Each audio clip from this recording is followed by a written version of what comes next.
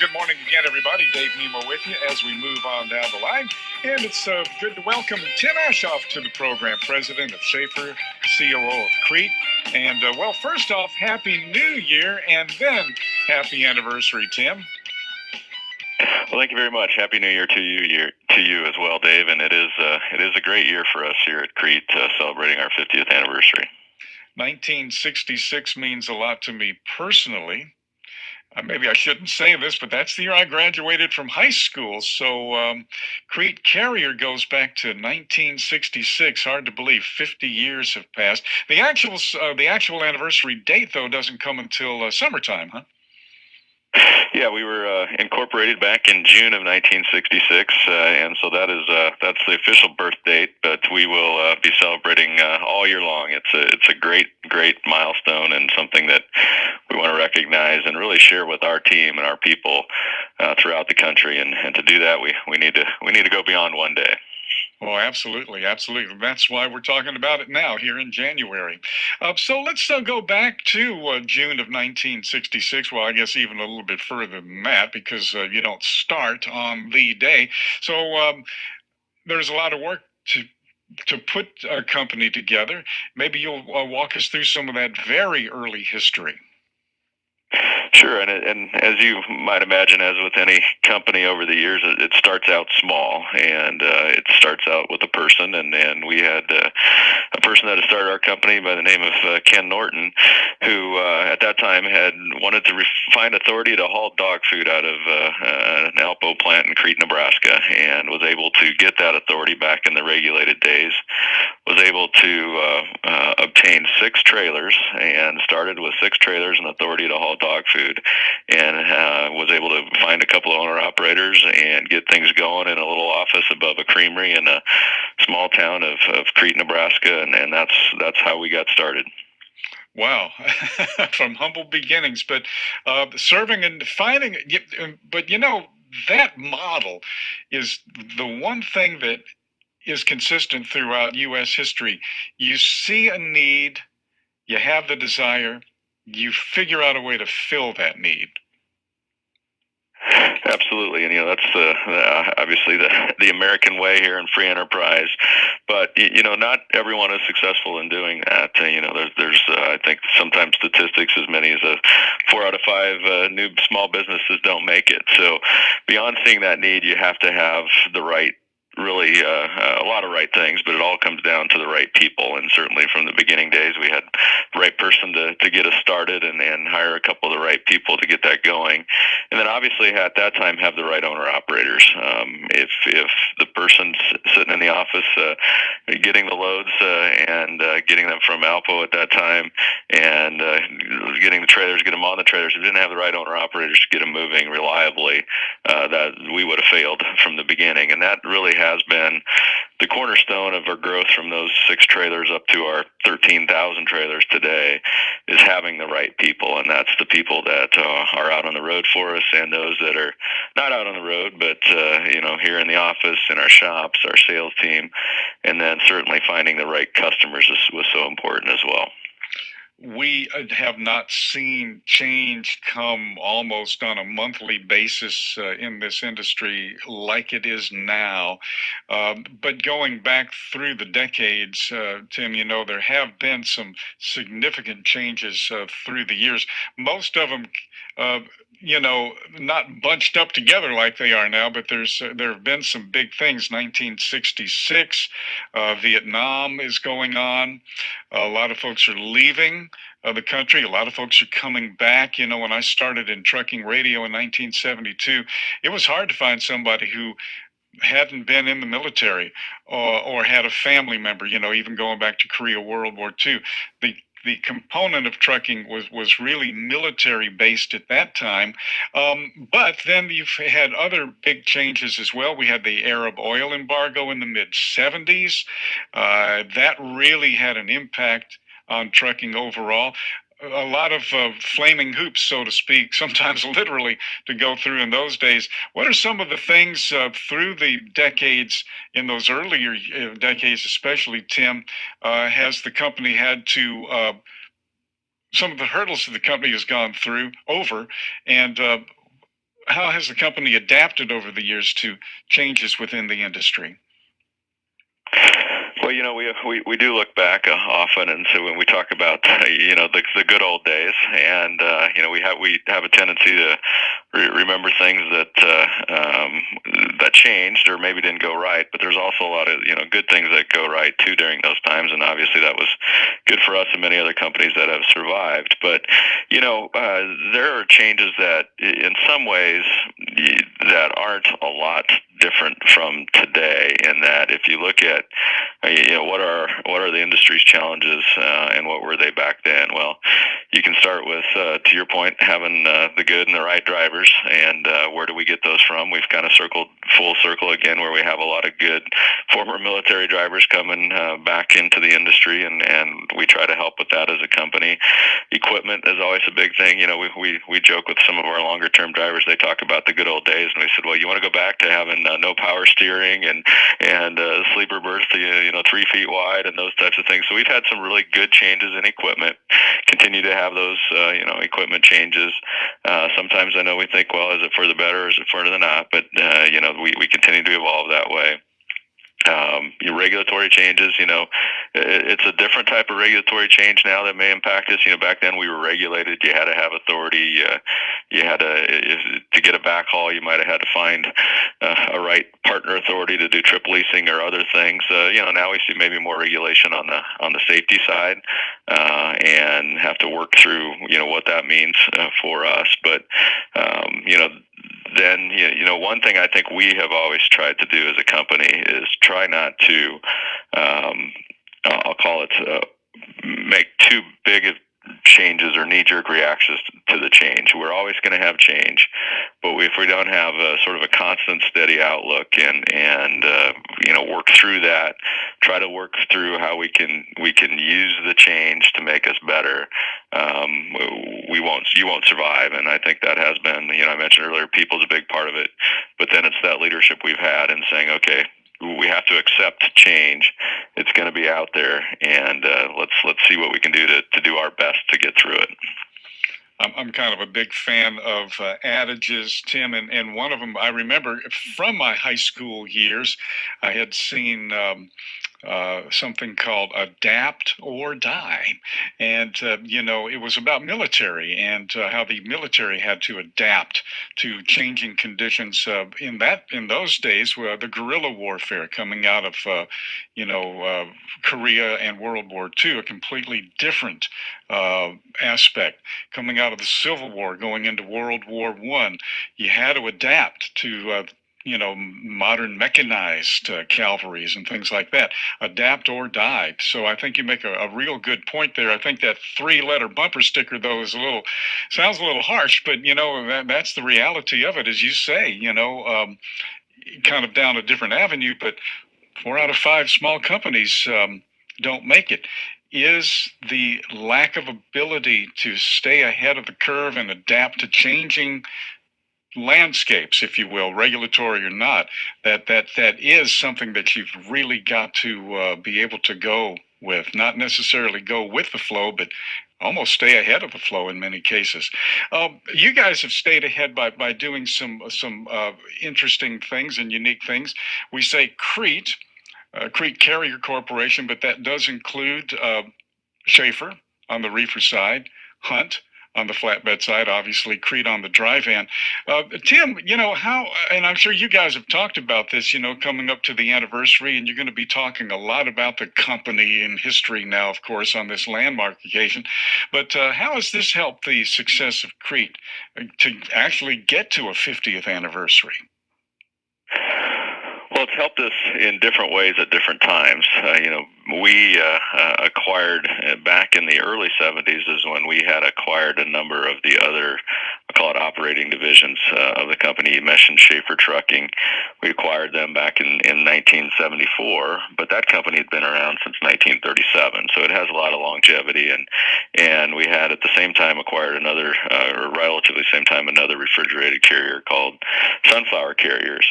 And some of that at that time wasn't necessarily as much as out of a need to grow, but with the regulatory environment at the time, with having authority, it was how do we get backhauls.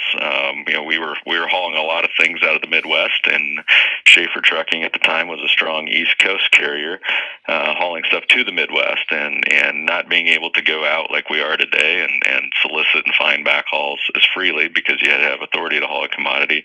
We helped provide some synergies through those acquisitions at that time, and over the years, then, as you mentioned, the adapt as it became deregulation, we had those different companies, and we were able to say, how can we work with those different companies and brands to make us stronger as a whole? And that's evolved today, where certainly there are some great economies of scale when you operate some things together and have some good purchasing power from equipment or otherwise. But probably most importantly is that we began then to focus on our customer base, and that customer base primarily being consumer packaged goods, foodstuffs, and some other retail and related items.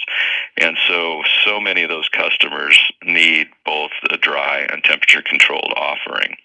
And so having both the Schaefer temperature controlled offering and the Crete dry van offering, we can provide some great services to customers that need those multiple offerings, help them be more of a one-stop shop, and then certainly provide some flexibilities for our drivers, where in different instances, some parts of the country we may have more refrigerated freight than more dry, or vice versa, where we can kind of mix and match at times and keep our drivers moving. So it's really been helpful to both us internally to have those multiple offerings and to our customers. And then in the 90s, we added the purchase of Hunt Transportation, and in order to provide that open deck specialized portfolio offering in our portfolio, and become that really well-rounded carrier for those certain customers that have all those needs. And we look at Crete being 50. Our oldest company is actually Hunt Transportation. In next year, in 2017, then we'll be celebrating the 90th anniversary of Hunt Transportation. Wow. That is incredible. It really is. We've talked a little bit more about the externals of the company, but let's kind of go behind the curtain here. If you can picture, I'm going to ask our listeners to picture a computer desktop or a laptop, tablet, and you have folders. In those folders, you have files. If the folder was called Company Culture, and you double-clicked on that, you'd see some principles in there, some files called principles. Let's talk through some of those principles and talk about the internal aspect of the company, Tim. Yeah, we do live by what we call our 7 principles, and before I start kind of getting into that, it goes back to really what is the heart of our success has been, our culture, and that culture is created first by our company owners, and as I mentioned before, we were founded in 1966. Just 5 years later, actually the person who founded the company from a legal standpoint was Mr. Dwayne Ackley. He was an ICC attorney at the time. Did the creation of the company from a legal aspect for Mr. Norton. 5 years later, Mr. Norton wanted to sell and move back to the West Coast, and Mr. Ackley purchased the company. And what's been a real benefit to us is for the 45 years following, Mr. Ackley and his family has owned the company. We have our current CEO, Ton Ostergaard, part of that family, and what they have focused on is really ensuring that we as a company have that right culture, that company culture, that we are family, that we show respect for each other. So we enunciate that culture in our 7 principles, as you mentioned, and they're pretty straightforward, but there's a lot more when you get behind them. Our first one is safety first and foremost, pretty self-explanatory. The second one is we say what we mean, and we mean what we say. And we've found that that's very valuable, that we are very open and honest with each other, and that we're open and honest with our drivers, with our customers, and that's the good true sign of a true good culture that can understand and work with each other. Along those lines, our third principle is we're ethical. We always want to do the right thing, even when people aren't watching, which throughout the years and in different industries, but potentially maybe in trucking, given some of the things in the past, that was a very important thing to us, as sometimes that wasn't necessarily the practices and throughout time of many in different industries. We say we follow the road less traveled, and that means we want to stress long-term performance over short-term gain. And again, I go back to being family-owned, privately held here. One of the cornerstones of our success is that as the family that owns the company was successful, all of our success went back into the company, and we became debt-free very, very early on. From 1974 till now, we've been debt-free, and that has helped us adapt and manage through that change and make decisions for the long term. And certainly it's paid off getting us to 50 years in that we could get through those ups and downs and not worry about having, are we going to be able to pay for our equipment or make payroll? We haven't had any of those challenges. We can focus on what's the right change. We do say we want to strive to be the best trucking company in the country, not necessarily the biggest, but the best in what we do. That's a little different. Sometimes, we hope that being the best can help us grow and make great opportunities for our employees and obviously then serve our customers. But our goal just simply isn't to be the biggest. Our sixth principle is we exercise mutual respect. And as you can see, there's a common theme here about, really at the end of the day, moving into our overall company motto of there are no shortcuts. It's how we treat each other, how we act, how we operate as a company in a way that we can all leave and go home at the end of the day feeling good about what we've done that day. And then, maybe the most important one for this year and for different times, our final principle number 7 is we have fun. Trucking's not a walk in the park. It's a challenging business. But it's also a business that's very rewarding, and we got to remember to step back and have fun at what we do and have fun. Try to have that fun each and every day, and celebrate those successes, those milestones like we are this year. Well, you know what? We touched on the fact that it's not a one-day celebration in June, but it's a year-long celebration for the 50th anniversary. What are some of the things that you guys got cooking? Well, certainly, the most important part for the celebration is our people, and so we're doing some things every month to recognize our people, to recognize the anniversary, and at each of our 15 plus locations across the country, we're doing monthly little celebrations throughout the year, and then we're going to have the big celebration here in Lincoln in June. But we're going to go out and have celebration events at each of our terminals throughout the 12 months of the year, provide mementos and some historical things to our employees to remind them of some of the things that we've just talked about this morning of how we developed over the years. And really, want to point back and thank the people that are here because we wouldn't be celebrating these 50 years if it wasn't for all of our people. And certainly it takes not only our people, but it takes having good customers as well. So we also are going to do some things to make sure our customers recognize that we appreciate all they've done for them. And I mentioned we started with authority to haul dog food out of Nebraska, and we're so proud that that Alpo dog food plant, just about 15 miles from where I'm sitting right now, is still a customer of ours. So we've had that same customer for 50 years, and we have a lot of many other great customers that we've had for many, many years. So it's really celebrating that combination of what trucking companies have to do every day, have the right people to be able to serve the right companies and do a quality job of getting that done. If anything can sum up, and there's so many things that you could pick out of a hat, but if anything can sum up the success, the stability, just the attitude of a company, to be able to say that we still have the same customer that we started with 50 years ago, that speaks volumes and then some, Tim. It really does. It does because, as you mentioned, things change. Things not only change with us and our industry, but it changes with that customer. And for us to have that relationship, to have that level of trust in each other, that we both can grow and be successful there for 50 years is really an accomplishment, and we're proud of that, and we certainly hope the customers that have been with us along the way are proud of that. And then we're certainly, grateful for the people we have. We don't have any original 50-year long employees with us, but we have a number in the 40s with us. And if it also wasn't for those people that have been with us since nearly the beginning, we wouldn't be where we are today.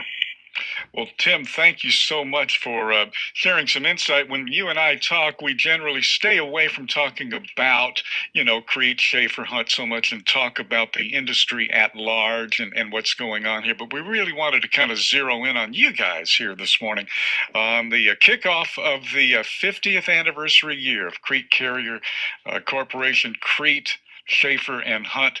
And many happy returns, Tim. We're looking forward to our visit in February.